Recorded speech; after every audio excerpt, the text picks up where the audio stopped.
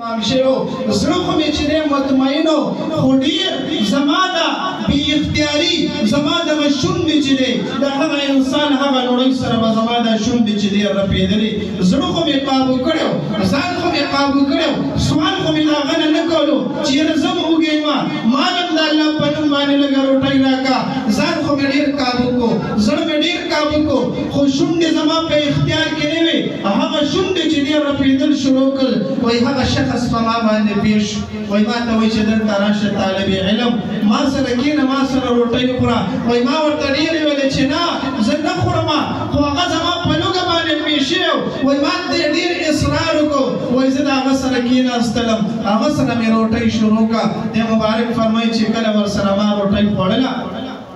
هغه شخص رانه یو تپوس راته وایي ته خو هم طالب علم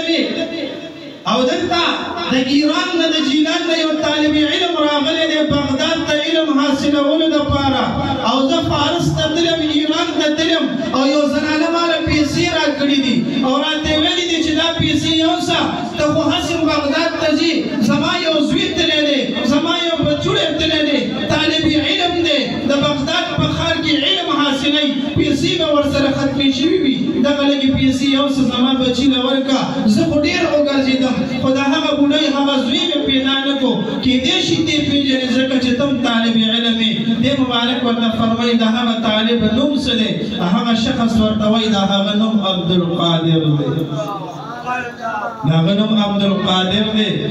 مبارک ورته فرمایي وایي بس لټون دې ختم شو کمې بوډۍ چې دله پیسې درکړې وې هغه زما مور بیبي ده کوم عبدالقادر چې درته یاد کړی و هغه زه عبدالقادر جیلاني یم مبارک ورته فرمایي دغه پیسې ماله راکړه زما امانت دی زه عبدالقادر یم هغه ورته هغه پیسې ورکړي او اچانک یې ورته هغه روټۍ او خوراک وړاندې کړو ورته وایي ای عبدالقادر زه ما سره پیسې نه وې